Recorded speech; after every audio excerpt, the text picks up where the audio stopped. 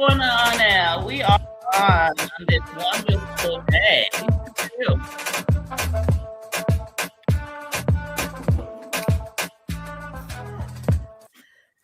Man, listen. What's going on, B? Limin Crew? What up, B? What up, L? What's going on, Limin Crew? What's going on? What's going on? Welcome. B, what's good with you? Everything is good. It's May. Everything is Haiti's Haitian Heritage Month. Look, I'm good. There's a lot of things going on in the world. I'm gonna keep on the right side. What is the right side? What is the right side? I'm just gonna make it up. I'm gonna at this point, because every motherfucker in the world is making up what side. I'm gonna make my side, and I'm gonna be on that side. Since everybody's making up sides, I'm just gonna make up sides. But hey, hello, the Limin Crew. Welcome to another wonderful Sharing Saturday with the Unfiltered Liming podcast. I am your co-host, B, the Haitian Sensation, and I am L, the Dominica Diva. You see how we're coming. So thank you. Sharing Saturdays, basically, if you are joining us, welcome back. Drop your flag and let us know where you represent, or drop your city, your state, your country. But yes, let us know where you're representing from, where you're listening from. If you are new to our channel, welcome. If you are back, welcome back. You are now officially part of the Limin Crew, our wonderful fans that listen to us, that share positively their comments, that have been following us for quite a few years. Share Saturday is basically for us to share this past week's episode. We drop episode every Thursday. You could go to our YouTube channel, or you could go to, if you listen to audio to podcasts, you could go to Apple, Spotify, all the wonderful places, iHeart, that you listen to podcasts and listen to the full season. Listen to this past week episode of 96, actually, for season 7. It's actually a special occasion because we just wrapped up the season. So we're here with you live to share our thoughts, share what's going on, how it relates to today, because it's just so funny how our season really correlates to a lot of things going on in the world right now. So yeah, we just want to share with you. If you have any comments, any questions for us, put it in the chat. We'll highlight you.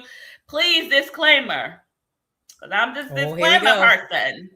This is our thoughts and our opinion, our experience. We are not professionals. We might say stuff that may be wrong, maybe out of content, maybe a lot of different things, but this is our experience. We are sharing our thoughts. We don't know everything, but we welcome positive, conversation in the chat. Please be respectful of everybody's thoughts and opinion, because all of us come from different backgrounds, different experiences, that we just are sharing our thoughts and our opinions for entertainment purposes. You know what I'm saying? Nothing that we say should be taken as facts. You know what I mean? As a relationship conversation. Some things allegedly, but I just don't want people to, quote us as, this is, do your research, people. Do your research. Again, conversation, experience. You may not have the same experience as we have, and that's okay. You may have a different point of view. That's okay too. All of it is welcome. So the podcast is basically, if you are brand new with us, Unfiltered Liming podcast, basically we share our similarities and differences because we are of Caribbean background. I represent Haiti, and L represent Dominica. We were raised in America with the American culture, so we talk about our experiences, as Lisa always puts it, as double agent. That's what our podcast is about. We talk everything from relationship, finance, our parents, siblings, just all the things, money, like whatever, that has made us who we are. We talk about it from those 2 points of view. And yeah. Elle, you want to tell the people what season 7 was about, since we're wrapping it up? If you missed all the season. Now that we got the formalities out the way. Yes. Get the formalities out the way. Yes. Make sure, just like B said, drop your flags in the comments. We know we've been down this road before, and we know what flag always wins. So we're going to see this week what flag wins. Haiti won last time. Haiti won last time we were live. It did? Remember? They did. The first, I think the first or second last week. Yeah, but if we're keeping score here. I know. We keeping score. Yeah, you're right. You're absolutely right. You're Dominica comes through every time. yes. Listen, my people, come through. Drop your flags. Yes. So Let's drop see, because you know what? gratitude. Dominica was on fire this week. Dominica has been on fire this week. I don't mean literally in the sense. There was, I don't know if you got the opportunity to see, there was an American influencer who's been traveling around the world, and he made a stop in Dominica, and he did all the things from tasting the food, going, learning about the island. He Do you know his name? actually You know know his what? name? Do you remember his name? That would be the right thing to do, right? That would totally be the right thing to do, is to have his name. I feel like it's Speed, but you can not. He even competed with the young lady who won the triple jump, the first goal for Dominica. That was cute. She's still, yeah. Let's see. That was definitely a nice experience. He definitely showed the culture of the island. It was very authentic. It was well done. So hats off to him. I think I posted one of them on our story. Oh, that's what you're looking for, right? I think it's the name. Speed.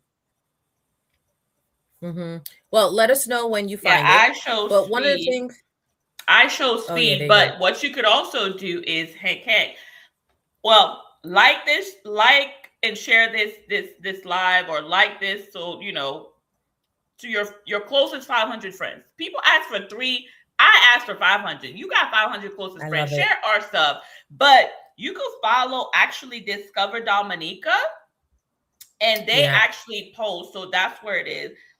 So yes, the gentleman name is I Show Speed. And he was like, one of the things too, because I want to do this in Dominica, the Soma Garden 767. There's a lot of like wild, like that garden. He's been on quite a few influencers and going there. It's just certain fruits that they have there that just taste, you know, I want to experience that, because I want to take. And then also, like how you say, Dominica has so many people that live over 100. I just need to experience the land, fruits and the vegetables. Because they're eating from the land. Yeah. Yeah. You know, I told you last time we went to Dominica, not this trip, the last time before that, you know, we had to keep my aunt from out the trees, because every time we stopped, she was climbing trees. I mean, what else are you supposed to do, Elle? That's what you're supposed to do on the island. Yeah. Well, the only thing we were concerned is she is 70 now. So how are we going to report back if something happens? That's her home. That's her homeland. Like, yo, it's like riding a bike. You never forget. You just never forget. I guess, you just gotta have you just have to have, you know, just know, hey, and if anything happened, everybody's around the tree. I'm with you, Auntie. Go get it. Pulling over on the side of the road. Yeah. So she just climbing trees. I'm like, all right, that's what we're doing. All right. But you know. But either here nor there. Yeah, the fruits just fresh off the tree. Oh my gosh. I saw a pomegranate tree for the first time. Oh, really? Cool. Okay. Did you taste it? Or was it in season? Get to it. That's the problem. Oh, yeah, it was in season. I just couldn't get to, because it was so much foliage. Oh, okay. Girl, me and this girl, I didn't even know who this girl was. We had just met like 2.5 seconds that we both found this, and we were struggling to try to get this pomegranate off this tree. We were very unsuccessful. Clearly, you could see we are not familiar. Yeah, you have to have a knife and know how to, you know, pick it the right way. Yeah, that's one thing I have to say. It was up there, girl. It was too high up. We were using everything, tools, everything to try to get it. That's why you needed Auntie. Yeah, that's right. She was not around. She wasn't around. Auntie would have climbed that tree. See. Yes. You gotta give our because that girl too. Yes, because that girl too. I don't even remember her name. Like, she just came from the airport, so she don't live in Dominica either. So both of us that don't live there out here trying to get fruits off the tree. Girl, it was a hot mess. We were out there struggling.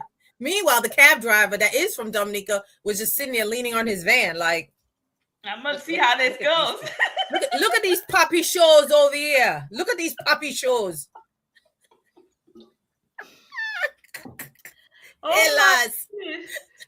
But anyway, we're getting off track. But yes, how was you? your week? That's what I gotta ask first before we dive into season 7 here. Like, how was your week?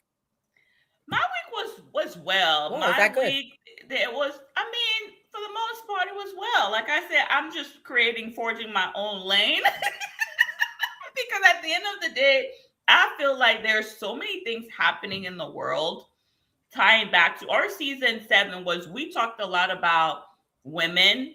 You know what I mean, and the impact that we have as far as from the history of our mothers, our grandmothers, the impact that they had on us, the influence on women that are making an impact, currently and globally in society. So I feel like there's a lot of things happening currently in the world that it makes you like, how would I say it? Like you said, it makes you proud to be a woman, but at the same time, it's kind of scary with some of the stuff happening. That there's times where I have to turn off the news, I have to turn off social media, Yeah. and just go in Yeah. my Cinderella, Brandy Cinderella in my own little corner of my own little world. That's what I be singing. And I'm talking about Cinderella, Whitney Houston movie. That in my own Yeah. little corner. Yeah. Y'all know what I'm talking about. Please put it down in the comment. But this week, sometimes to keep, for me, sanity, I have to detach. You know what I mean? I could, detach, come together, trying to make sense of certain things. But there's times where I can't. So I just be like, yo, Lord, I'm grateful to be alive. I'm grateful for the peoples around me that are alive, that are healthy. We out here getting up, doing what we need to do, trying to get money. And yeah, how about you? How was my week? Yeah. I'm tired of these mofos interrupting my grinding. That's what I'm tired of. Oh, that was my week in a nutshell. I am tired of people interrupting my grinding. Like you said, we just trying to stay in our lane, do what we need to do, make our coins. Mm-hmm. And I'm just tired of people interrupting my grinding. But outside of that, I'm grateful. I woke up every day this week. Mm-hmm. I was able to go to work every day. Family's good. Everybody's good. I have nothing to complain about. Just Good. the outside Yeah. factors interrupting my grinding. But other than Isn't that, it always? Isn't it always like that's? I feel like that's a lot of times where we go into the entrepreneur mindset of when you're yes. able Now I to also understand. control. Yes, when you're able to not have like interrupting your ground. It's like that's the one thing about when you are in business for yourself, by yourself, you control those things. So like you said, not that there's not going to be outside things that happen when you're running a business, but for the most part, you are some type of way in control of it. So that way you don't have outside, mofo, like you said. Yeah, yeah. And that's this, I know. And that's part of the thing I feel like being first generation.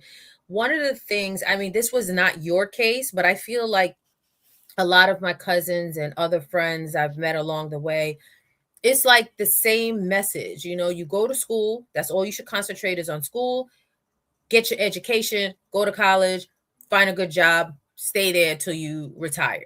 That is not the world that we live in. Mm-hmm. I just now as an adult understand the importance of entrepreneurship. You know what I mean? Mm-hmm. It's okay. Yes, I think you should have a job to start off with, you get benefits, and then you build your business on the side, but you should always have some form of business on the side. And you know what's interesting though? That was not the message that I grew up with, but it's interesting. Something inside, Mm-hmm. I felt something inside, like, and I guess that's that intuition, that gut, Mm-hmm. that you feel like I should be doing something else. Mm-hmm. Like that Mm-hmm. feeling I always had, I should be doing something else. Mm-hmm. And of course, when you're young in your 20s, you try a bunch of stuff. You have no guidance. You just out here just trying stuff, setting up LLCs, shutting down LLCs, setting them Mm-hmm. up, shutting them down. You don't know what you're doing. Right. Oh my God, the information age. That's why I'm glad with the pandemic. All the information, all the Mm-hmm. resources that you have, And that's another thing too, what season 7 tying into is seeing so many women. You know what I mean? Exactly. So she says. Yeah. Yeah, so she says. So many women and women of brown, black, all nationalities that are actually running businesses, doing successful, sharing the information. That's the key thing right there, because I feel like with our parents' generation and our younger, growing up younger, like people didn't share stuff. Like everybody gate kept everything, right? Except the other. They don't, I would say the wealthy. The wealthy. One thing that they do, because this is a documentary we talked about that you shared with me before, is that they have financial meetings with their kids. They got to sit down, got to get together once a quarter. They run through all the businesses, all the finances, what you should be doing with your money and things like that. And those are the things that I feel that we did not have or was stripped during slavery. I'm going to say that because I'm quite, I know there was a lot of slaves that came over that were all business owners and entrepreneurs in their own right back home. So they still have those things. They're in your DNA, they're in you. So just like I said, like I can feel it, it's in you. So it's really good to see so many black and brown positive women having businesses, making great strides, and having the examples for the younger little girls growing up to see these things. And that's one of the 2 episodes we're going to talk about is 95 and 96 from season 7. I'm gonna let you be start off with 95, the royal standards. But yeah, just Yeah, and to your point, I think a lot of times too, just to reflecting, like Elle was saying, we're reflecting on season 7. And one of the things that the season taught me is, I would say, is when you go back and you listen to our season 1, we gradually, I know for me, there are certain points of view in doing this podcast and researching that maybe in season 1, season 2, 3, that I thought a certain way, and now some of my thoughts and perspective have changed because now I have a lot of more information. Does that make sense? Especially when it comes to, yeah, like, African American, their experiences and understanding systematically, you know what I mean, what they've been through with slavery and things like that. And, kind of like also the disconnect, like, why is it such a divide between Caribbean and African American, or Haitian in particular, because I represent Haiti, and African American, or African, with African American. So I do know that season 7, and the more like we're doing this podcast, there are a lot of thoughts, because again, we talk about our experiences, right? So my experience in growing up with the African American culture is gradually changing, and goes to your point, with more conversations that we could have, and more research, and more of it, of being able to receive understanding about each other, understanding, like, what is it that's keeping us from just kumbaya, from understanding each other's point of view. I would say that this season had kind of like opened me up a little bit to understand that, and also to understand that as much as they're trying to divide us as a people, we're very similar, right? Whether you are from Haiti, whatever Caribbean, or you're African American, or experiences are different, mm-hmm, valid, but two things can be true, that we are also the same, right? So we can have mm-hmm, different mm-hmm, experience because we just got dropped off on the different side. My parents got dropped off in Haiti. You know what I mean? Yours in Dominica, not my parents, but you know what I'm saying, my ancestors, and then some people from that. So, but that doesn't mean that we all didn't get shipped. We still got to remember that, because what I will say honestly that I don't like is a conversation when people are like, well, Haitian are coming here, or immigrants are coming here and they're taking over, they don't respect us, and all this other stuff. I can't speak for a lot of different Caribbean island, but as a Haitian, it saddens me because Haiti is very embedded in the African American culture. Haiti, when they got their revolution, they didn't say, oh, fuck everybody else. They were trying to help a lot of people. So for me, I think when we're having conversation, we just need to be open-minded to understand the starting point for all of us were the same. Where we ended up is different. So again, how we were united on the boat, our ancestors were united on those boats, made the trip over, the ones that survived. Now the only thing that's different is where we got dropped off in our experiences. So that's the part for me sometimes that I'm like, let's just stop the divide and let's really have conversation. I know for me, as a Haitian, again, I'm not saying all African American, but there was a stigma when I came to this country being Haitian, right? About how African American thought Haitians were, about how the first thing I was told was, oh, you do voodoo? You know what I mean? And people didn't understand, like, you go from Haiti being the first independent Black country, and the first thing when people hear that you're Haitian, they talk about voodoo. So those are the conversation I feel like season 7 had taught me that we need to do a better job, and we are going to do a better job to highlight those things in those conversations, because I think if we don't, people don't understand, and people will still have, and there's going to be people that they don't care, but they don't understand why immigrants sometimes are like, I have a right to be here. Haitians, why they carry the pride of, I have a right to be here. You understand? Because we didn't, when we got our independence, Haitians were not like, fuck y'all African Americans in the United States. They helped. They helped to be like, yo, we need to free all our brothers and sisters. That was the mindset. And I think for me, and I'm passionate about it, people don't understand. They didn't tell, Haitian never said, oh, fuck y'all. No, they were like, you look like me. We did this. We can help you do this too. That's why the United States, and that's why Haiti's still in the state that it is right now. I don't think people understand that. It's because they represent visually, they represent something that the other folks didn't want us to have. And then we're trying to get everybody on the same page to understand, if we could do it, guess what, people? You could do it too. And do you want our help? Because we'll come. Savannah got monuments. South Carolina, there's monuments around the U.S. with Haitian coming and saying, yo, everybody could be free.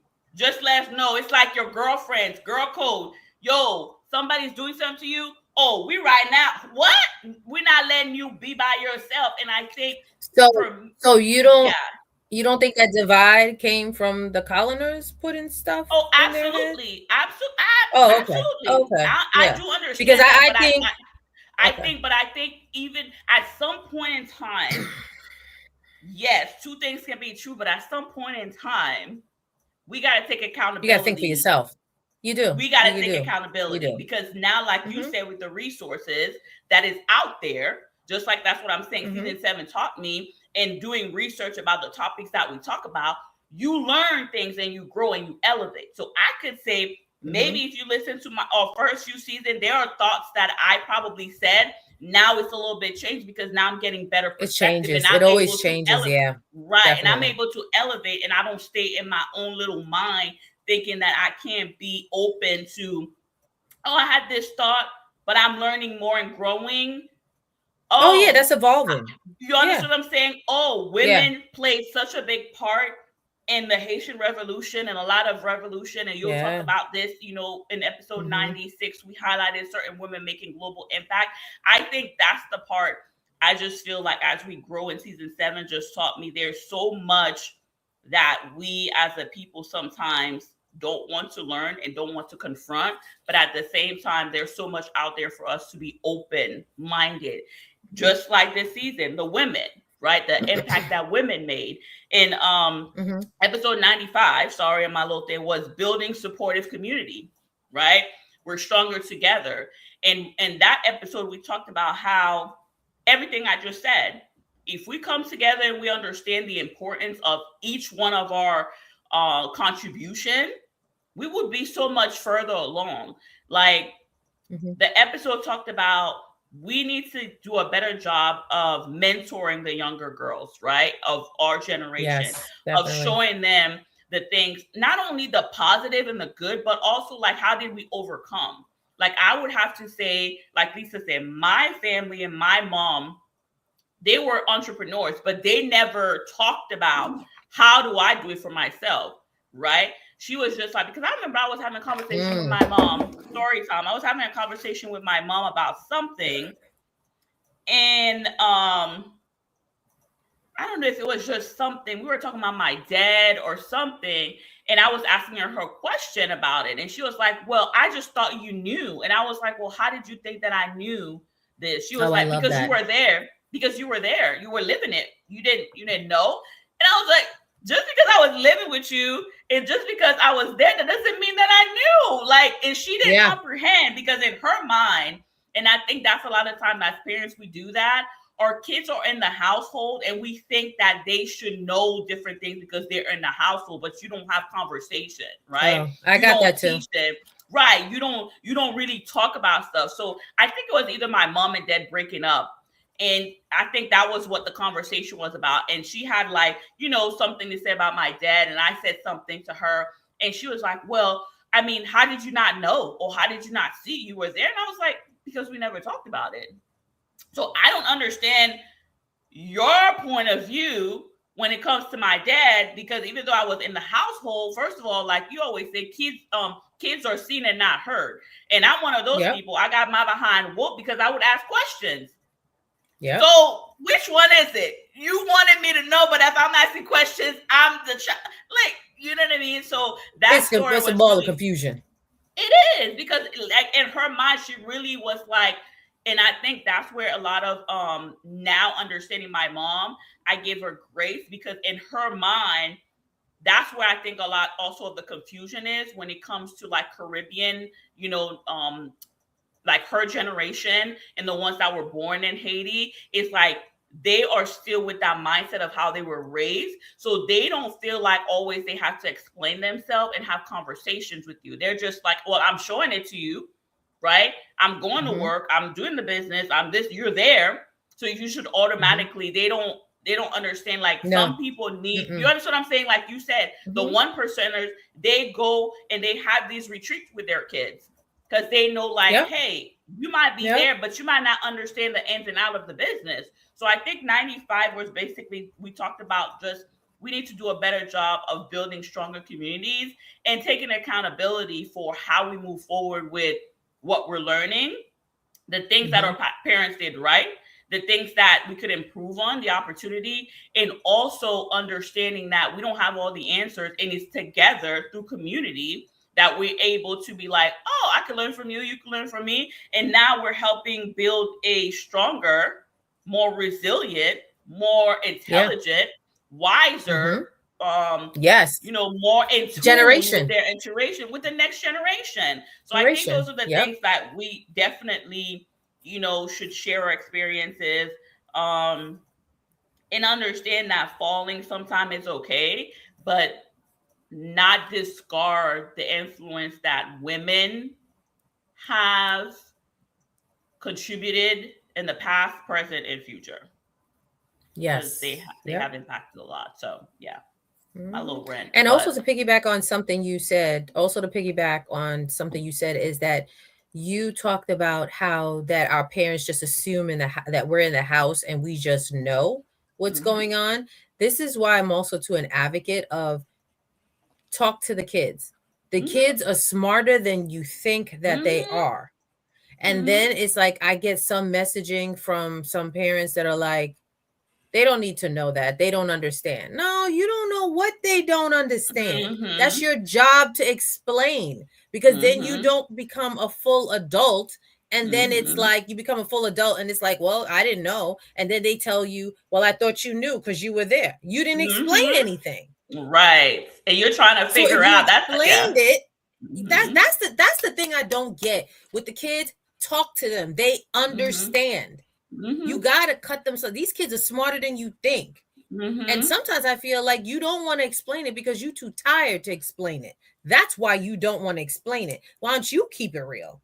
Yeah. You're too tired. Or you don't understand that. That's the thing I think goes exactly. I think is the fact that just like how we talked about all the time, relationship is work, parenting is work, everything is work, and you have to put into it, right? Just like each season helps us to grow and elevate as a person, whether you're in a relationship, you have kids, you also have to do that work. And I think a lot of times, like you said, people just want to, oh, like the next step is to get married, right? The next step is to have children. If you're just checking, and nothing wrong with that. You're just checking off the list, right? But not understanding that you're birthing human beings. You're birthing people into a world that I felt, for me, story time again, I felt like when I had children, in my mind, I was just like, okay, we're talking about kids. I'm married. We're talking about kids. Cool. I was very, what they say, in my mind, very upfront about and transparent and honest with myself to know what I was lacking. Because again, love my mother dearly, but there are certain things for me that I felt like, oh shit, I don't want to fuck up a person, a human being. That's just me. If I'm wrong, I'm wrong. But I was not the woman that was like, oh my gosh, kid. No, I was like, I don't want to fuck up a human being. I'll be honest. My son knows this. Can't nobody tell my son about. He already knows this. People not trying to make me feel like, oh my God, whatever. But I think that's logical. I think that's logical. That's a logical feeling. People don't use logic though. People don't. That's what I'm saying. Bad. So people just don't think that, and they make you feel like, oh my God, if you feel a certain way about being a mother, then it's wrong because you should always be, happy-go-lucky. You should not. No, I didn't do that. I was happy to be pregnant, but my experience was like, okay, what are the things that my mother did not do well and that I'm going to study for myself to make sure that I do a little bit better? Am I going to be perfect? No, I'm pretty sure there's certain things that I missed the mark on. I'm human. But what are the things that I control and self-analyze to be like, okay, my mother did X, Y, Z well. I'm going to take that. But she did not do that well because she probably didn't know. So how do I improve? I read books. I listened to video. I asked older people, my elders that had kids. That part. You know what I mean? That part. All these things, all the resources. I observed people. I listened. I asked questions when I went to the doctor's office. I did a lot of stuff for me to be like, okay, what am I going to do different for this human being so that way they could be a healthy, wise, more in tune human being and dependable upon themselves. So when I put them in the world, they're able to stand on their own. They're able to overcome certain things. Yes, life is going to throw stuff at them, but I've given them enough resources and tools for them to be successful. I asked this question when I found out I was pregnant, people, or even before that, because we talked about having kids for maybe 2-3 years. I think there's about 250,000. Yeah. There's 250,000 women out there that feel the same way. That is normal. That is and the thing about it is some women don't even want to have kids. They're just going through the motion to please y'all. That's another topic. We ain't gonna talk about that now, but I'm just saying. We're not gonna talk about that now. Please the family and please the man. Please everybody else. You can't do stuff to please everybody else. That stuff is gonna backfire you in your face. The duty. If you don't provide if you don't provide an heir, Fair. Like that's why I applaud people. I applaud women that understand they don't want to ever have children. I applaud people that they know ahead of time. No, I'm never gonna have children. I applaud people that men and women, like they don't want a family. They're okay, with dogs and cats and pets, or they're okay. I applaud people like that because guess what? Instead of faking the funk, you're honest and transparent because you know yourself. That's the thing I don't understand. It's like when people say stuff at a young age or whatever age and people make them question because of social norm, it's not normal for you to be in a relationship or to be a woman and not want to get married and not want to have kids. Why? You all should be applauded because you don't want the woman to get pregnant, neglect the kid, resent the kid, not be like, leave people alone. They know themselves. They know. And if it changes for them, how about that? Something is going to help them change. But it's not for society to make them feel ashamed that there are certain things that social norms tells you that that's not normal. Girl, who made up that? That's a whole rule? episode.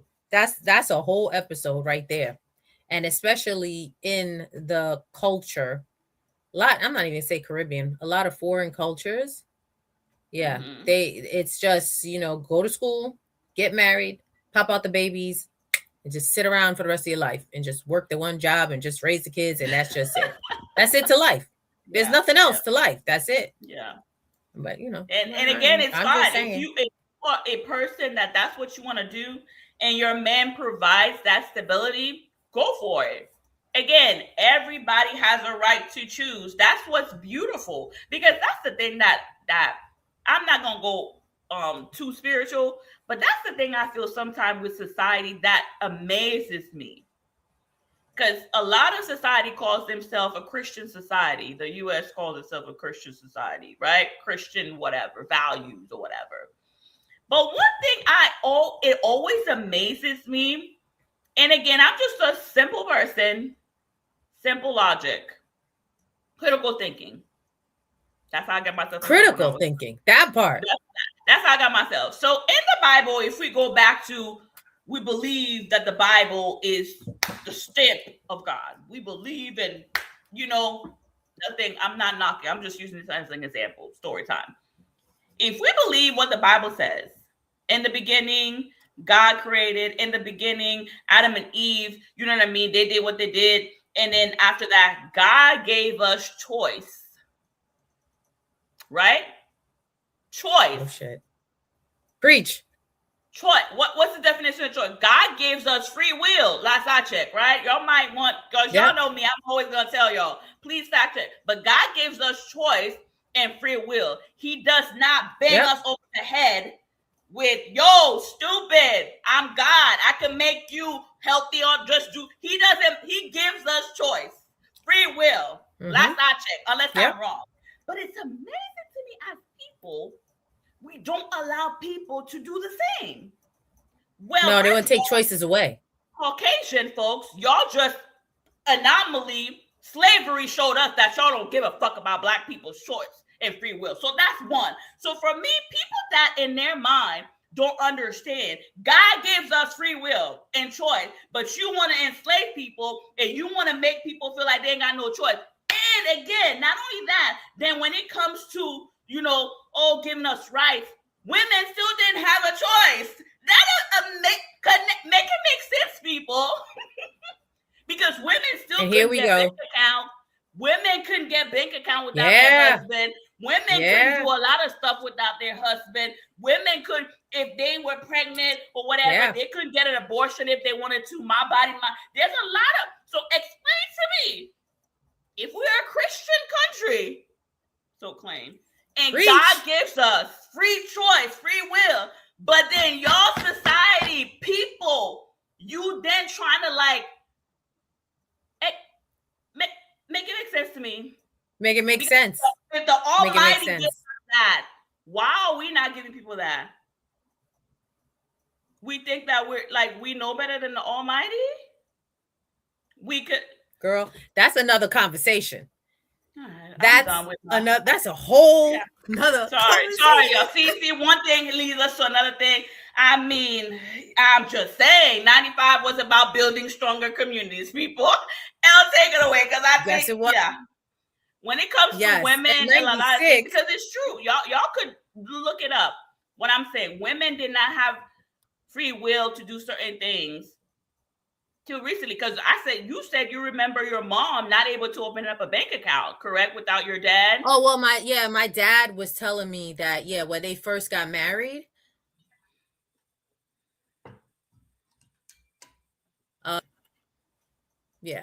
So when they first got married, and they got married in 70, that's not that long ago. Yeah, not that long ago. And then now, this episode is gonna go a little bit longer, people. It's okay. It's our last one. It's live. It's live. It's gonna go past an hour. It's gonna be longer because we got a lot to share. It's season 7. We're gonna take a hiatus. We're gonna leave y'all with some good stuff to go. We're gonna leave leave y'all with some good stuff. But go ahead, back now. and rewind and Yes. have the conversation. But then also too, in this day and age, they trying to take women's rights back away. Let's talk. Well, yeah. It always amazes me that it's men. There's a documentary I think I watched. Y'all don't know, but Unfiltered Liming, we're gonna do separate segment of the things that I like to watch and Elle likes to watch. I like to watch documentary because certain ones I like to watch documentary, and there was one that I watched. It was kind of like a movie, but based on how abortion came to be and how just the whole process of men making laws for women. And I just don't understand why so many times, again, men first that don't look like us either, or in these rooms making decision and ruling over other people that if you don't have a vagina, don't make a decision for me. You got a penis, make penis decision. Let people that have vagina make decisions. Yes, if you have a penis, make penis decision. People that have vagina, let them make their decision for their vaginas themselves, people. I just don't understand. Why are we intermingling? I love it. I love it. Make penis decisions for penises. For penises. And let the people that have vagina make vagina decisions. But I just don't understand why. I think you're onto something. Why penises are trying to make vagina? Why penises are trying to make decisions for vaginas? Why? Why are y'all trying to do that? You don't understand the process. I got another question though. These men come from women. That's a great question. Why do you not like women? Why don't you like us? That's the question I have. A woman gave you life. She brought you here. So why don't you like us? I don't know. Actually, not to be derogatory, you actually can't even stay away from us. But you don't like us. This goes to, and I said I wasn't going to go down this rabbit hole, but I'm going to go here. Okay. We don't really get into current events too tough, but I'm going to bring it up. Okay. I'm going to bring up the Megan Stallion and Klay Thompson breakup. I am sorry. I said I wasn't going to bring it up, but I'm going to bring it up. The only part of this that I'm going to bring up, there's a lot of relationships in this world that don't work out. People get together, they break up, no big deal. It's in the news, whatever. But why are there so many men rooting for the fact that this man said he doesn't want to be monogamous? We're actually rooting for that? Or that he cheated. We're rooting for cheating? Yeah, rooting for that? Okay, listen, again, it just falls into why I'm saying, like, why there's so many men that don't like women. I don't get that. You came from a woman. You can't stay out of a woman. Yeah. Just saying. Yeah. There's so much. That's what I was going to say about it. There's so much. I know you was worried. Yeah. Go there. No, you're fine. Because at the end of the day, I think you make valid points. And again, we welcome the men's perspectives for us to better understand. Because again, I'm one of those people. I can't speak for a man because I don't have a penis. So the lodge, I don't know. Maybe if you guys are out there, the Limin Crew, from the man perspective, you want to share with us, what about this, makes you guys feel like it's okay? Or did a season change that now men are, making their side piece or no longer, I don't know, transparent. I don't know. I just don't know the words to say because I know. It's so. There was some men that did say that they were like saying that wasn't nice what he did, and it's not nice Right. to encourage that, that behavior. Like there's nothing to be proud of that. You know what Right. I mean? Because at the end of the day, in my opinion and from my past experiences, 9 times out of 10, and this goes for men and women, that a lot of times that people have good people in their lives and they sabotage themselves, it's because they don't feel good about themselves. Mm-hmm. They don't feel good about themselves. They are seeing what's around them, maybe what they grew up with, the environments that they grew up with, and that's all they know. So they think that that behavior is okay. Mm-hmm. So that's what my 2 cents is going to say on it. And I notice there are some men out there that agree that the behavior is not correct. And Right. at the end of the day, hurt people hurt people. Mm-hmm. We've talked And about it's that just on too a, on the yeah, and podcast. it's a bigger platform. Like at the end of the day, people that are saying, "Oh, she should have like not shared it on social media and all that." We just have to understand there's certain generation and certain people nowadays, they feel like this, what we're doing here, is their community and their outlet. So to tell against somebody, free will, free choice, if the person wants to share because they've always been sharing and they feel like they have an audience and they have fans and this is their community, because community looks different for all people. And if a person feel like, okay, I'm gonna come on live, we may not understand it and it's okay, but if they feel like it's easier for them to come on live and that's the community and they feel connected to and they want to share, they have a choice to do so. Now on the flip side, Yes. does it warrant, when you do, you have to understand that because now you made it online, yes, people are going to have their opinion, you got to be okay with that, right? Good or bad. Just like us turning on our cameras, we understand that there's things that we say, not everybody's going to agree, and that's okay. We're putting ourselves out there, but it doesn't negate from, if we want to share something, that, oh, why is she putting it out there and why she's sharing, she should have kept that to herself. Maybe that's the way she felt like she needed to, that's her community, that's the way she wants to share, and that's okay. And the other part to me is, like you said, so many people, I guess the percentage of we should be outraged about the action that led her to do what she did, instead of blaming the person that the action happened to. Right? So meaning if I'm Because it an must have been abusive something so bad. Yeah. right. And if I'm in Mm-hmm. abuse, and if I'm in an abusive relationship, or if something happens and my partner cheats on me, you're gonna tell me that I should have known better. If the person had a past before, but you want me to forgive black men, give black men chances, Yeah. or give men That part. chances, you know what I mean? That Because, part. hey, we don't want to just cast you off. So let's say this person comes and they came to me the right way and they're telling you their reform and all the stuff. I don't know these people. And you give that person a chance out of the goodness of your heart because you think, okay, as an adult, you could speak and use words, and Mm-hmm. you could tell yourself, okay, what do I want from you? Because I understand not everybody, when it comes to relationship, are on the same page, but you're an adult and your actions will show. So if I'm in the stage of my life where I just want to F somebody, but I don't want nothing serious, it's going to stay surface level. I'm not meeting your mama. I'm not meeting your dog. I'm not meeting your cat. I'm not meeting your children. I'm not meeting your play cousin. I'm not meeting nobody. Maybe I might meet your Not the homeboys that are cat. I might meet your homeboys and your homegirls that are trifling like you because I'm just effing with you. But when it comes to serious stuff, I'm not meeting. Family. No, I don't I want to don't want meet to your meet them. family. I don't want them when they I don't see want to me in meet the them. street with somebody else. I don't want none of that Mm-mm. awkwardness. That's me. I've been in those stages in my life where I meet people and I'm like, no, I don't want nothing serious. No, I don't want that.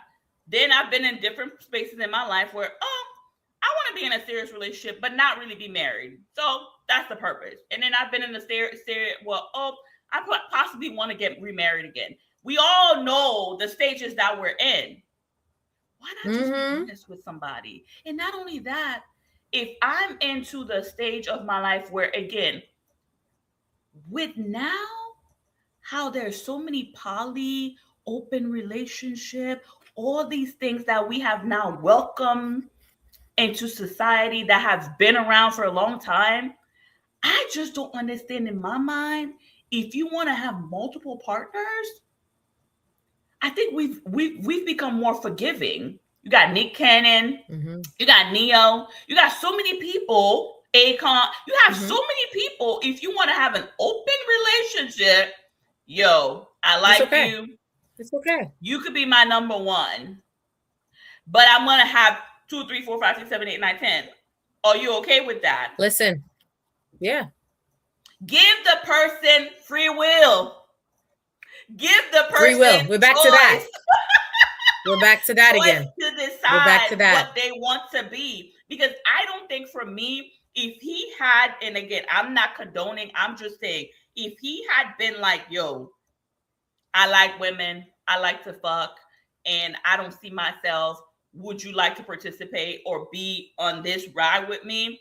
I don't think that there would have been an issue, because hey, you could I don't do whatever think so either. You want. I don't think have so. Options. We're not even saying, but it's the fact that somewhere along the way you had to have the conversation. Again, we don't know these people, to make it seem you buying a house, you buying all these things. Why are you spending that kind of money on somebody that's a side that you? First of that all, don't make sense. That don't make sense. Are we doing that? Shit. Men, again, come in the comment, because I could be somebody's side piece if you're gonna buy me a multi-million-dollar house. Look, what a house, a car, and what? You don't want to be monogamous, but I'm getting all these free shit. Yo, I'm doing and it B wrong. will not go on social media and tell anyone. She will not go on social media and tell anyone. So you'll be fine. You gonna see me, but no, I'm not doing that. What? That's what we're doing nowadays. No. I'm doing it wrong. I'm doing dating wrong. I'm doing it wrong. And again, I'm not Megan Thee Stallion, but if she's getting that at that level of these, what is he? He's because he's supposed to be he's making money. If at that level, that's what's happening to her. That's what's happening to her. What we left with now? I'm not trying to be funny. I'm asking. Megan Thee Stallion. You just speaking facts. She's beautiful. And that's what everybody's talking about. Money. That's what everybody's talking about. She's beautiful. She's making money. She's got her own. Technically, she doesn't really. You understand what I'm saying? She's holding whatever. You forgot the one part. What? She cooked this whole family Thanksgiving dinner. Yeah. She's doing all the stuff. Again, we don't know these people. She's busy. She's busy and booked and still making Thanksgiving. But you know what? That's what I'm saying. Done. She's successful. So y'all would say she's a high caliber because she ain't no gold digger. She got her own, right? Because sometimes men would say, oh, women are gold diggers and all this other stuff. So she's Megan Thee Stallion. If this is happening to her at that level, what us regular people? Yeah, so we're gonna move on to 96. I'm gonna move on to 96 because I don't know. What level we at? It's all a mess.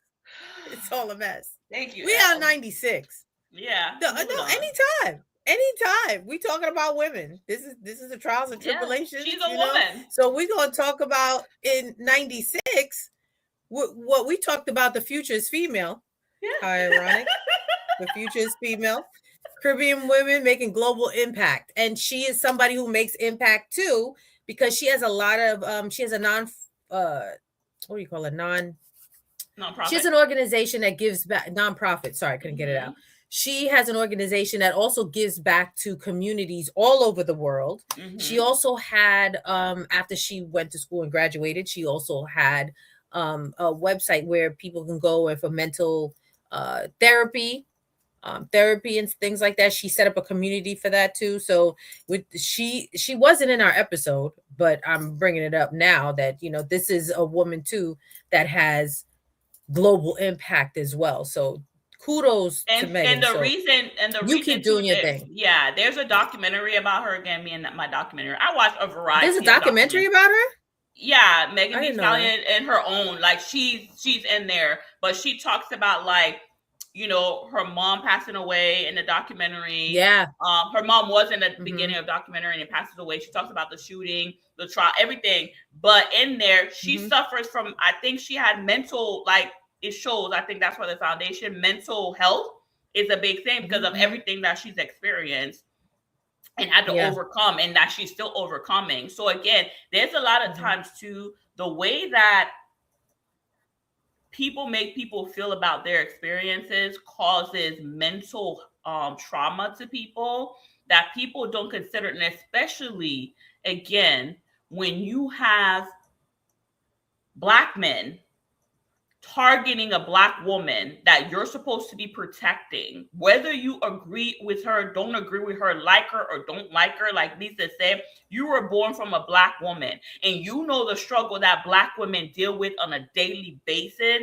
For an attack like that to happen on that scale, one, it's embarrassing. It's just embarrassing. My thing is, if you didn't agree with it, shut the fuck up. Let her be. Point blank period. You don't gotta agree with her. You don't have to.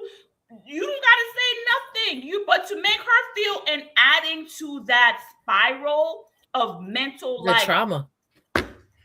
Knowing, especially Black men, consider this: Black men. She does not have a mother and a father to protect her. So what's the community that's supposed to protect her? What's the tribe that's supposed to? I don't care whether WAP made y'all feel. I don't care whether she was selling her coochie. I don't care. The worst thing y'all could try to make her be a whore, a prostitute, whatever. Her body, her choice, first of all. And y'all have done worse to other Black women. So let's stop acting like, oh my God, she has no right to do what the fuck she want to do when y'all are sleeping with a bunch of Black women, abusing a bunch of Black women. So let's not do that. She could do that. And if she's beating you at your own game, shut the fuck up. Like, we don't care. That's I think it's that part. But I'm gonna leave that alone because I got my own there. There's too many. Girl, oh God, it's too much. Because I think that's what it is. We protect you. If you think back, we protect men. We protect Black men. Y'all done some fucked up shit. Not all of them. Y'all do, but and we'll still protect you. Let me go back to Caribbean, Haitian. The stigma is a lot of times that Caribbean people have second and third families. You could check me on that, but there's the stigma or the things that Caribbean men are very good at hiding second and third family. Ask me how I know. My daddy got an older child that I didn't know about until he was 16, and my daddy brought him when my mom came to the U.S. So fuck you if you come at me, because I'm going to come at you. I'm speaking from experience. A whole nother child that's older than me, and him and my mom been together since they're 18. So somewhere along the line, he cheated. Love my dad. I heard a story that Asian communities do that too. The wealthy, they come and they move to the United States, or they move down to the Caribbean.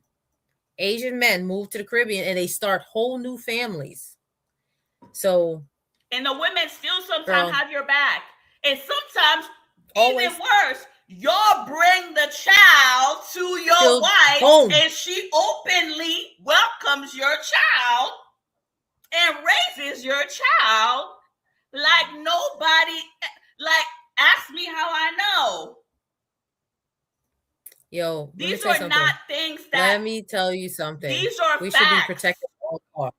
We got family members. I know I have family bringing kids where it's like, oh, but you got a wife and you bringing your wife, your outside children. Or the child pops up in a funeral and everybody's like, oh, we knew this. And they've taken care of the child for years because they knew that was their brother's child or whatever. But we don't put y'all out there like that. We still like, okay, well, but y'all want to do that to her because I'm trying to understand the reasoning. I don't care if she slept with 100 men. I don't care if she slept with 100 men. What now? I don't care that she did what and what.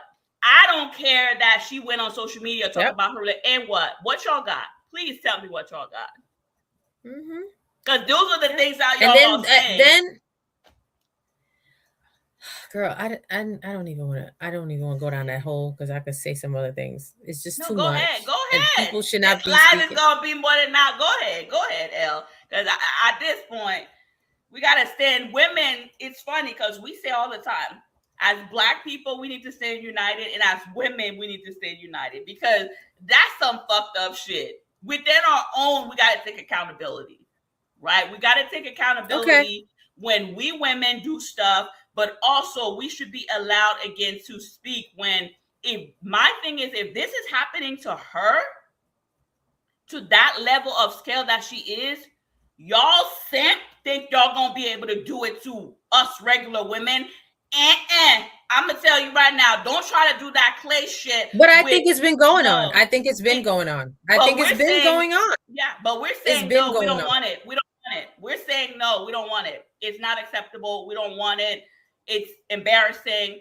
At this point, be honest and transparent. If you want to have multiple, women, multiple men, be open with people. Polyamorous is a thing. Open relationship is a thing. Just be transparent. At least they open.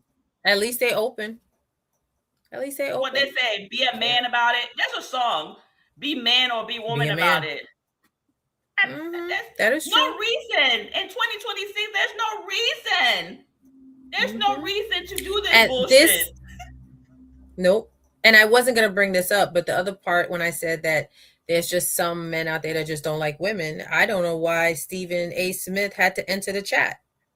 Oh, girl. I'm going to let you have that one. I don't know why he had to enter the chat. He ain't learned his lesson. I don't know why he felt like he needed to speak on the conversation.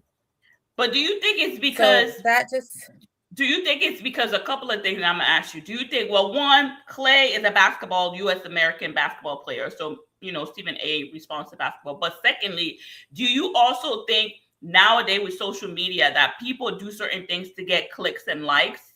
And I'm not saying Stephen A. is looking for clout because Stephen A. He don't need that. He don't need it. So that's why you need to stay out.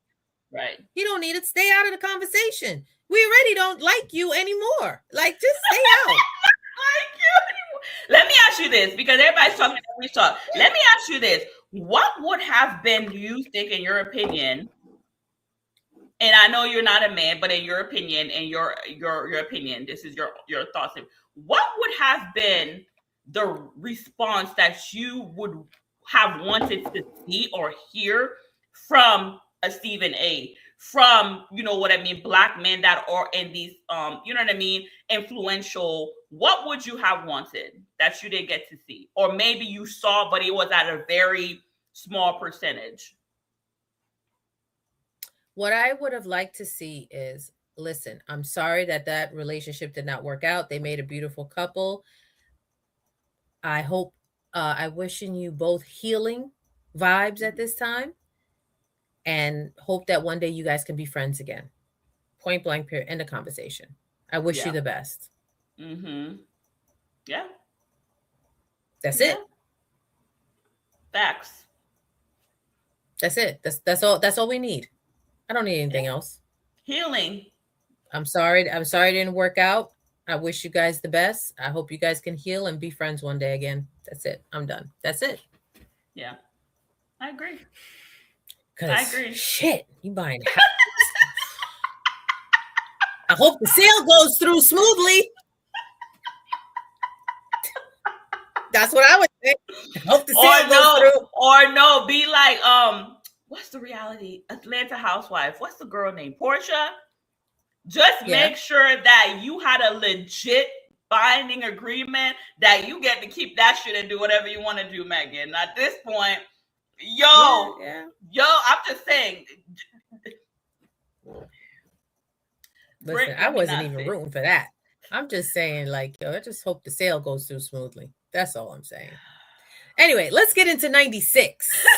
96, like I mentioned.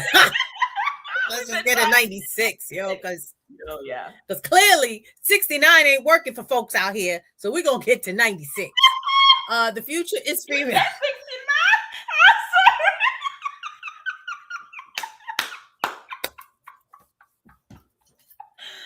Oh my gosh. I'm just saying. The future is female. Caribbean women making global impact. So in this episode, we talked about women that are making global impacts. We actually have a few. Um, I had a list too. I don't know where my list went, and all the shenanigans we know went left. I forgot who the heck I was talking about. I don't even know where my peoples are. I see it. Eugenia Charles, is that the one? Oh yeah, Prime Minister Eugene Charles, first one on deck. First woman prime minister in Dominica. Now, for those out there, I want to stop and have a moment. We're going to have a little lesson session right now. It is pronounced. I wish we had it on. Remember when you were in school or CBS or PBS and they had the words and they had the ball that bounced on the words to tell you how to say the word correctly? Let me see if I Yeah, I can want find it people while you do that. Oh my God. For Dominica, right? Dominica. Okay? Just to clear that up, because there's a lot of people out here mispronouncing the name. Y'all gonna get it right, because we're gonna beat you down. That's what we're gonna do. We're gonna beat them in the head with this. Okay. Right. So anyway, Prime Minister Eugene Charles. She was the prime minister in Dominica, the first woman prime minister. She actually, I think we talked about this. She went to school, obviously high school in Dominica. She went to college in Toronto, Canada. Then she went and got her law degree in England. I forgot the name of the school. I know you mentioned earlier, England. And then she came back to Dominica to practice law. And then she ran to be the prime minister, first woman prime minister in Dominica. One of the things, this is one of the things we talked about in the episode. So you could just go back to episode 96 if you want to learn a little bit more. One of the things in the episode that I did bring up that I said that I was going to come back, there was the premier that was before her. Patrick John was the premier, first premier of Dominica before her. Oh, there we go. Yes, let's have a learning session. How do you say Dominica? Dominica. Yes. Oh, I don't know if I could play it or not. I just wanted to show the people because, copyright. We win this live thing. So, yes. Yeah, okay, good. So now the people can see how it's pronounced. Because people out here reporting. Dominica. You see, people? It's not Dominican. What is it? Dominican? They always say Dominica or something else. We need the bouncing ball. The bouncing ball. Go over the name. Get it right. Dominica. Yes. Yeah. Okay, great. Okay. All right. We took it back to PBS and we got it together now. Okay. So, when I talked about in that episode, Patrick John was the first premier of Dominica. He helped Dominica get their independence, so kudos to you. But, Prime Minister Eugene Charles came in, took over, she won, and she was in, I won't say power, but she was in office for a very long time. But I guess Patrick John, once again, we talking about, I guess he wasn't happy that a woman was running the country. So he thought it was a brilliant idea to go to the United States, hire the Ku Klux Klan to come back to Dominica and run a coup to get her out of office. Once again, here we go. I'm so over. This story's getting old. This really getting old. But anyway, Prime Minister Eugene Charles was so smart. And because of her connection with the community, her connection with global leaders, being a woman of her word, and the United States government tipped her off. By the way, one of your Moko Jumbies over here trying to run a coup on you. So anyway, the United States, they intervened, they stopped it or whatever. So he got in trouble for it. I don't know. I think he got locked up. I don't know if he got locked up. I know he had to go to court trial. So yeah, so that was one of the women we talked about. I know that we also talked about Kamala Harris. She is her dad is actually from Jamaica, her father. She is currently, she was she the vice president when we recorded this? No. The election already happened, yeah. So anyway, she was the vice president of the United States. First African American and the South Asian American to hold office in the United States. Definitely go back and listen to the episode. B was a little disturbed at the fact that she was just giving us a book and she wasn't out there fighting with her whole chest. I'm sorry, Kalma. So just go back and listen to that. Yes. You know, that. Yes. Next person, but I understand. And that's what I'm saying. I do understand it though. I do understand it now, reflecting back. That's how I felt back. That's what I'm saying. Each season, as time goes on, I understand the game that you got to play. You know, foresight, what they say, hindsight or whatever. I understand that that's just the way that she needs to share her, you know, again, free will, free choice. She needs to understand, share her story. So that way, like, I think the point that you made is what I agree with you, is the fact that she's now, because like how you mentioned in the episode, is people were claiming, oh, we don't really know her. We don't really know what she stands for. Even though she was overqualified and a lot of different people, whatever. But people are saying, so I think I agree with your point that you made on the episode. Like, she's going around now introducing herself to people. And maybe later on, you know, when this country, you know, catches up to Africa, because Africa has had women president, maybe then people won't have, you know, those things to say that they don't know her. So I agree with your point in the episode. Again, go watch the episode, because you did make a valid point about she's introducing herself to the American people. Yeah. Yep. And then next we have Shirley Lee Ralph. She is her mom is from Jamaica.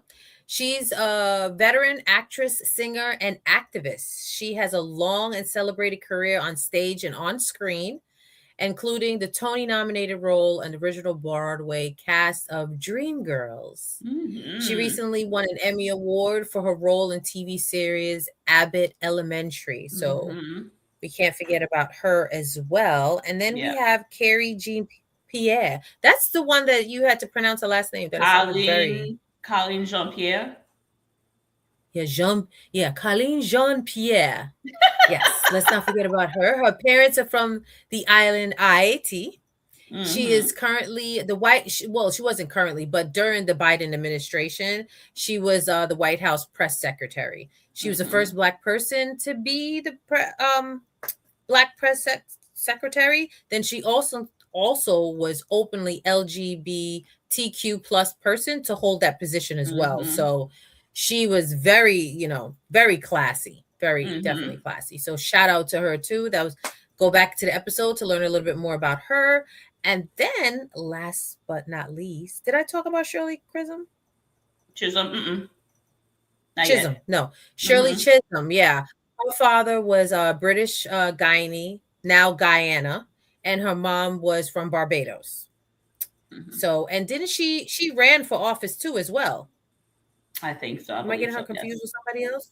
Yeah. Okay. Yeah. So those are the women that we celebrated, but we need a drum roll for the last and not least. We always save the best for last. Yes. And there's so many other women. Like I said, there's women that, as we move forward into, our podcast, is to highlight, the women from the revolutions, women not only from the Caribbean, but the African American women of the revolution, you know what I mean? Martin Luther King's wife, you know what I mean? And just like, without these great revolution and Malcolm X wife, all these people, what's the lady?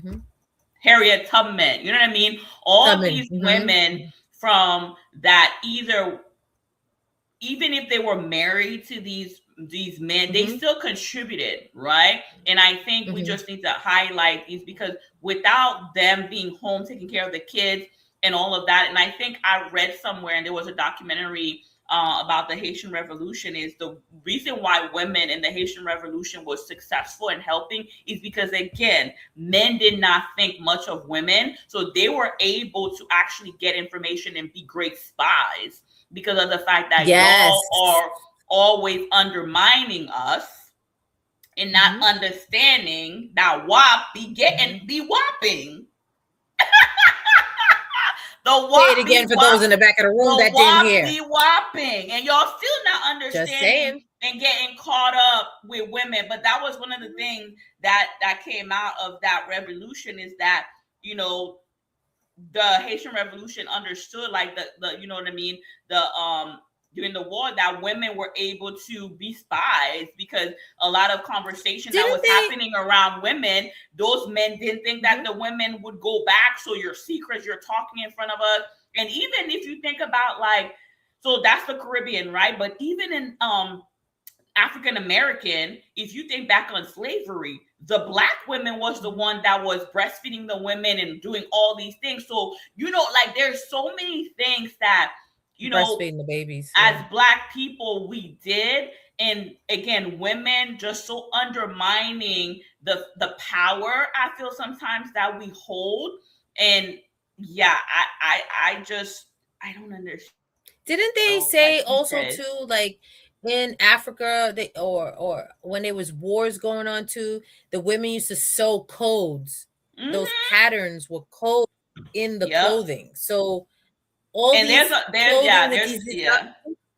there's documentary too about there's documentary too about women warriors back in Africa. So meaning like, if their fathers didn't have son, or the women was not married, things were happening. There's quite a few, you know, African, like from motherland, that was warriors. But at the same time, in the Caribbean, you had those in African American. Like, again, we're so similar in so many ways with the history and the culture and the richness that we just embody as women, that we just need to have more conversation to just, you know, understand where we are, where our mindset is maybe a little bit, is it prejudice against one another, to understand, because I do feel like we hold some type of prejudice against a group of people when we don't have conversation and we don't get to know them and we don't get to learn, right, or understand their experience. There is a little bit of that. So I think if we are able to, again, this podcast is a great platform if you want to come and have a conversation with us, for us to better understand each other and understand that at the end of the day, literally imagine if we were able to come together and that we were able to be like, to just hold the line. So that way you can't come no motherfucking way and think that it's just like, what is it? The women that do the sororities and they do the line and all. Like, if we had that power, but organized respectfully and without all the nonsense that I know happens in these little sororities and all that. I'm talking about on the grander scale, for us to do grander things, people. Not petty stuff. You're right. I think we could go a long way, but anything else you want to? I wanted so to the go ahead. No, go ahead. I was gonna say the last but not least, the last woman that we wanted to highlight, or we highlighted in this, was Robin Rihanna Fenty as well. She was one of the last ones that we did highlight in the season. Go back and listen to that. You know, I have to give a shout out. I almost have a full face of Fenty Beauty, because, you know, she also too wrecked havoc in the beauty industry as well. But, you know, you can go back and take a listen to that in the episode. So that is what we talked about in 96. Did you have anything else you wanted to add? Or I know you have poll questions too as well. Yeah. And before we go, again, people, you can stay with us or don't stay with us. This is going to be, because we're going to take a little bit hiatus after this. So we want to leave you with some good stuff. So I wanted to actually talk about, today is May 2nd. May is actually Haitian IET's Heritage Month. And I wanted to correlate. So again, you could go into ChatGPT, you could add Claude, Gemini. I wanted people to also understand why we're so passionate, and sometimes understand the correlation between Haiti and the African-American relationship, right? So I have some interesting facts or interesting notes. You guys are always welcome to do your research, so bear with me. Pull this up, and I am going to be reading this because, again, you could go into ChatGPT, you go into Claude, and ask Claude to give you the impact that the Haitian Revolution had on American slavery movement, and it will give that to you, right? And then leaders from back in the day also that used the Haitian Revolution to help and organize the effort to free Black people, you know what I mean? To do their own revolution. So it says the Haitian Revolution again, was about 13 years, 1791 to 1804, was a watershed event that fundamentally reshaped the trajectory of slavery and freedom in the United States. It was the only successful slave revolt in history that resulted in the founding of a modern Black republic. So if I get one MF, that when you hear that I'm Haitian and you come to me with, don't y'all do voodoo? I'm going to send you right back to Claude, to Gemini, and to ChatGPT respectfully. Don't step to me with that voodoo stuff, because there's too much out there for you to be like, oh, you Haitian, so y'all do voodoo? That's no longer, it's just embarrassing. You're embarrassing yourself. So stop doing that to Haitian people. Stop doing that to Haitian people, please. So again, first, only successful slave revolt in history that resulted in the modern of a Black republic. It provided a radical counter narrative that prevailed to the myth of racial hierarchy and Black inferiority, right? And then it says the top 3 impacts that the American on the American slavery movement, right? Because a lot of times, like I was saying, a lot of times African American have the conversation of immigrants, right? You know, we shouldn't have conversation into African American things, and we shouldn't, give our opinion, or we don't respect African American. I'm not saying that doesn't happen, but I also want to point out the fact of Haiti's contribution and Haitians' contribution, because a lot of times I feel that Haitian get a lot of attack. I'm not saying Black people in general don't, but for a small percent, sometimes it seems like people just be coming for Haitians and not understanding the impact. So that's why I am saying what I'm saying. So the 3 impacts that Haitian Revolution had on the American slavery movement. First of all, it was the blueprint for a successful rebellion. Should I? It was the first one. You don't need to say nothing else. Say. I'm just saying, it provided enslaved people inspiration in the U.S. that coordinating uprising could successfully overthrow a major colonial power. And again, do your own research. It wasn't only one colonial power that Haiti's going against. It was like 2 or 3 motherfuckers. 13 years. It wasn't like, oh, when bam, we done. It was multiple colonial powers. So again, put respect on some of those people's name, or put respect on that. You don't have to accept it. The facts are the facts. History is history. It's written in books. Go read a book, people. That part. I'm just saying. So the symbolic power, Haitian became a beacon of hope and a symbol for Black humanity, challenging the psychological degradation used to justify enslavement. That was one. And then the strategic example, the rebels' organizational capacity and military success against Napoleon's army, the most powerful in the world at that time, shattered the myth of white invisibility. If we could only take that and apply it to today, I'm going to keep moving. Yes. The radicalization of ideology. Before the Haitian Revolution, many American, how do you say that word? Abolitionists, focused on gradually. Abolitionists. Yes. So they believed in the slow legal phase out of slavery. The events in Saint-Domingue, which was what Haiti was named before the split, catalyzed a shift towards radical, which demanded immediate emancipation and recognized the right of the oppressed to use revolutionary violence. Again, sometimes peaceful protest. I'm not going to say that because I don't want nobody to come after me. I'm not telling people what to do. I'm not telling people. You need both. It's called balance. You need Malcolm X to have Martin Luther King. You need Martin Luther King Jr. to have Malcolm X. Go. I believe in both. Yeah. I believe that one is not right over the other. You need both. Right? Yeah. And then geopolitical transformation. This one was interesting. The French defeat in Saint Domingue directly led to one of the most significant territorial shifts in U.S. history.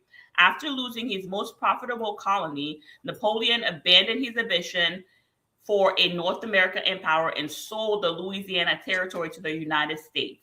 Why is this important? Because when Haitians, the enslaved in Haiti, started the revolution, they let a lot of their master go. And when they did, the slave owners, they came to Louisiana. So that is, I think a lot of people don't understand that. So like what they call it, the mulattoes, the whites, you know what I mean? A lot of them fled and they fled to Louisiana. Alrighty, so African American leaders who leveraged the revolution.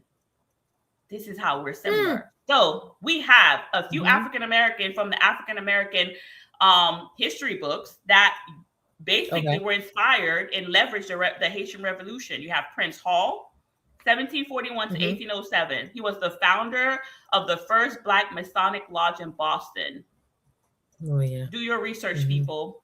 He used the Haitian Revolution as a rhetorical tool to warn white authorities of the inevitable break of the day for the oppressed.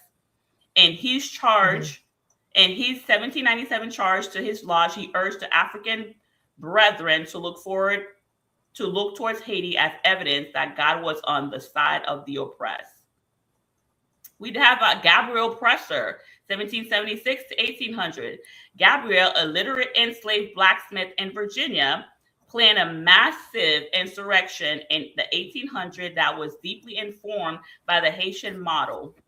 Reports from the time indicated that Gabriel and his followers were inspired by the news from the West Indies and even hoped to receive military aid or sanctuary from Haitian forces. Denmark Versailles, I think, Vesey, 1767 to 1822. Versailles was a free Black carpenter in Charleston, organized one of the most sophisticated slave plots in U.S. history in 1822. His plan was explicitly designed around the Haitian Revolution. He intended to lead a mass exodus of thousands of enslaved people from South Carolina to the Black Republic of Haiti to live as free citizens. That's the other thing too. When Haiti became I did hear about that one. Yes, when Haiti became free, they allowed refuge to a lot of different cultures to migrate, and they became citizens. I'm just sharing. I'm just sharing the fact. People, go do your research. David Walker, 1796 to 1830. In his radical 1829 pamphlet, Appeal to the Colored Citizen of the World, Walker held up a Haitian revolution as proof of Black revolutionary capability. He argued that the Haitian example proved Black people could overcome internalized feelings of inferiority that take collective action to secure their natural rights. Again, I'm using the African American leaders. The last and not least, Frederick Douglass. You've heard of him? Yes. 1818 to 1895. Through his career, Douglass frequently invoked the Haitian Revolution to argue for Black manhood and self-governance. He later served as the U.S. minister to Haiti in 1889 to 1891, where he championed the nation as a vital partner for all Black people in a refutation of white supremacist logic. I'm just dropping the mic at this point. I just wanted to share. So when people say that immigrants don't contribute, immigrants should not have no say so, I would beg to differ. Haitian have a lot of say so, and they have opinions of the African American experience.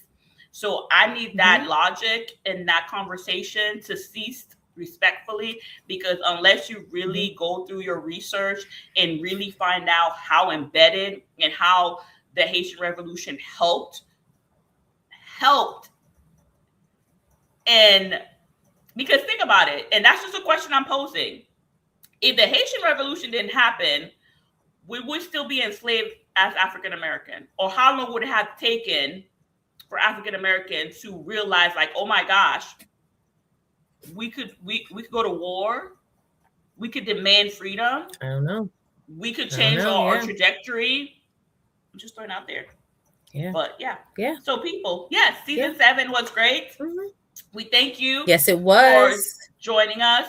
And let us know, did you like the Share It Saturday live? Because, you know, we always try new things and want to know your opinion and see if it's something that we should do for, you know, the next upcoming season.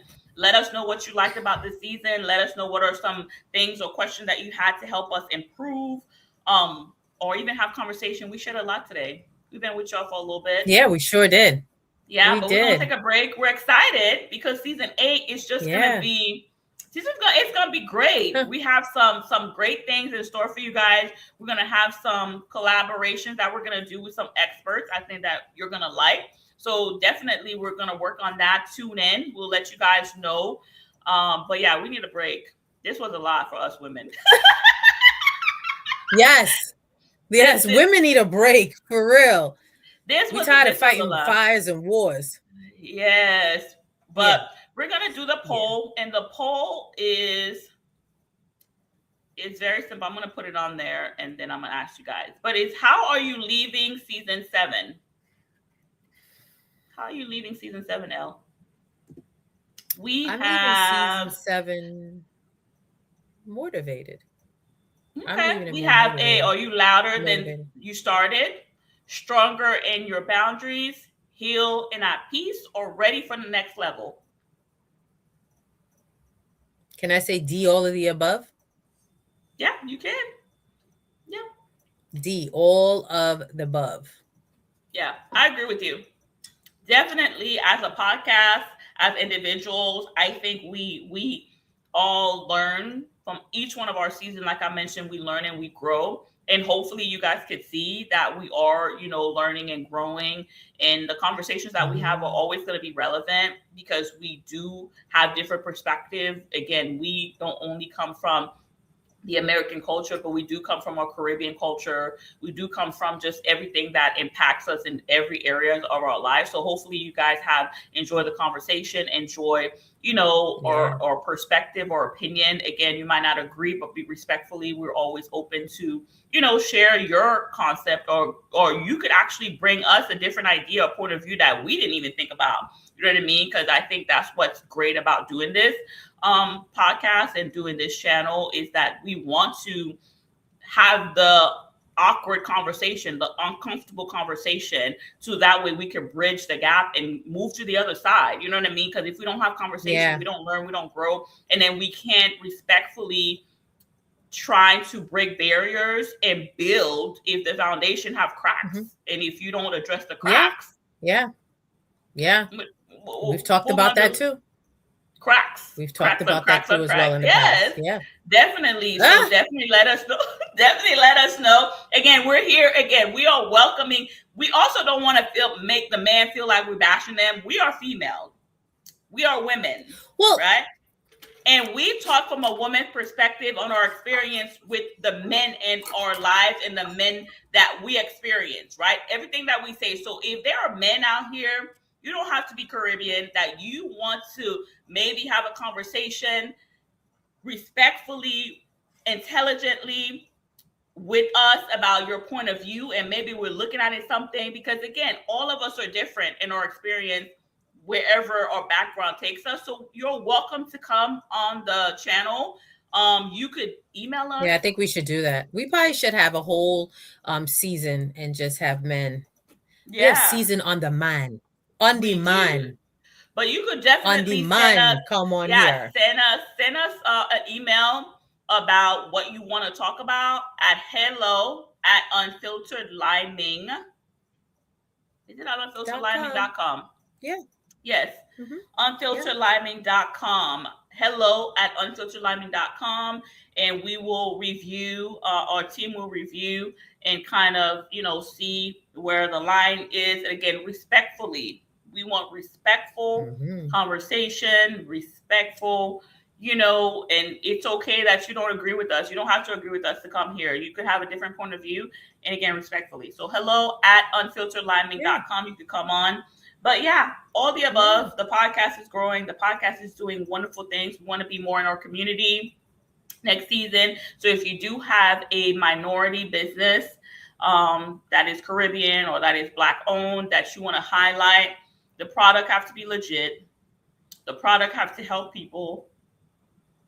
There's going to be criteria. You also could reach out to us at hello@unfilteredlimin.com, and we'll be more than happy to, our team will be more than happy to get with you, kind of like, see where you are and how it fits within our vision, and where we're going next. So definitely. Yeah. What else, Elle? Want to raise our glass to clang, clang, clang. Cheers. Cheers. To season 7 and to season 8. And so much more to come, people.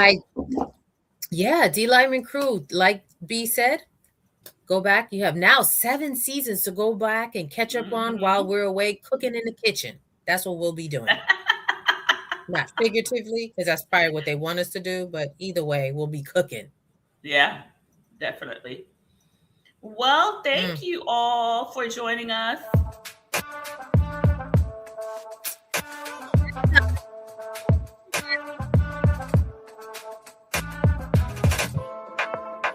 All right, y'all. Peace. Peace.